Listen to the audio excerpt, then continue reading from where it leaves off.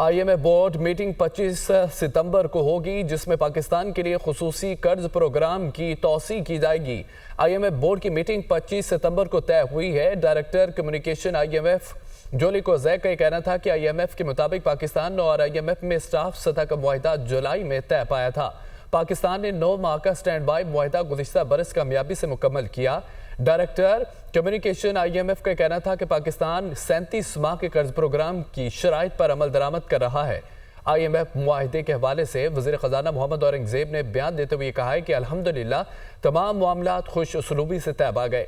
وزیر اعظم کی team, IMF کی مذاکراتی ٹیم اور متعلقہ اداروں کے شکر گزار ہیں جنہوں نے حتمی مراحل میں کلیدی کردار ادا کیا۔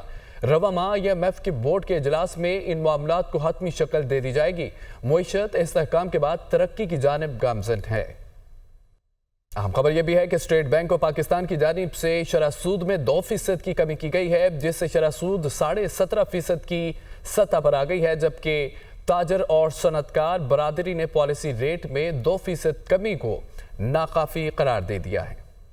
اسٹیٹ بینک آف پاکستان کی جانب سے مانیٹری پالیسی میں نرمی، مسلسل تیسری مرتبہ شرح سود میں کمی۔ اسٹیٹ بینک کی زرعی پالیسی کمیٹی کی جانب سے معاشی اعداد و شمار کے تفصیلی جائزے کے بعد پالیسی ریٹ میں 13 ستمبر سے 2% کمی کا اعلان کیا گیا، جس سے شرح سود 17.5% کی سطح پر آ گئی۔ اسٹیٹ بینک کے مطابق مہنگائی کی شرح سنگل ڈیجٹ میں آنے، تیل کی عالمی قیمتوں میں نمایاں کمی، برآمدات اور ترسیلات زر میں بہتری سے درآمدی بل اور کرنٹ اکاؤنٹ خسارہ کنٹرول ہونے سمیت دیگر معاشی اشاریوں میں بہتری پر شرح سود کم کی گئی، جبکہ تاجر و صنعت کار برادری نے شرح سود میں 2% کمی کو ناکافی قرار دیتے ہوئے مسترد کر دیا۔ KCCI کے قائم مقام صدر الطاف غفار کے مطابق شرح سود سنگل ڈیجٹ پر 7 سے 8% کے درمیان کر دیا جائے۔ اسٹیٹ بینک اگلے جائزے میں پالیسی ریٹ میں کم از کم 5% کی کمی کے ساتھ یہ رجحان جاری رکھے۔ FPCCI کے صدر عاطف اکرام شیخ کے مطابق بنیادی افراد زر حکومتی اعداد و شمار کے مطابق اگست 2024 میں 9.6% تک گر گیا ہے۔ شرح سود 12% سے زائد نہیں ہونی چاہیے، جبکہ تیل کی بین الاقوامی قیمتیں بھی 3 سال کی کم ترین سطح پر آ گئی ہیں۔ انٹرسٹ ریٹ اور بجلی کے نرخ کم کیے بغیر برآمدات میں اضافہ ممکن نہیں ہو سکتا۔ وزیر اعظم شہباز شریف کا کہنا تھا کہ شرح سود کم ہونے سے کاروبار معیشت کو فائدہ پہنچے گا۔ شرح سود سنگل ڈیجٹ میں آ جائے تو ملک کی معیشت کو 4 چاند لگیں گے۔ IMF سے اچھے طریقے سے گفتگو آگے بڑھ رہی ہے۔ ہمیں قرضوں سے جان چھڑانا ہوگی، اپنے پاؤں پر کھڑا ہونا ہوگا۔ روز قرضوں کی درخواست کریں گے تو اہمیت میں کمی ہوگی۔ بجلی کے شعبے میں FPR میں اصلاحات پر کام کر رہے ہیں۔ پالیسی ریٹ جو ہے اس میں 2% کی اسٹیٹ بینک نے کمی کی ہے، تو اس کا مقصد یہ ہے کہ 19.5% سے کم ہو کے تو 17.5% پہ آ گیا ہے، جس سے کہ یقیناً کاروبار کو اور زراعت کو، ہماری معیشت کو فائدہ پہنچے گا۔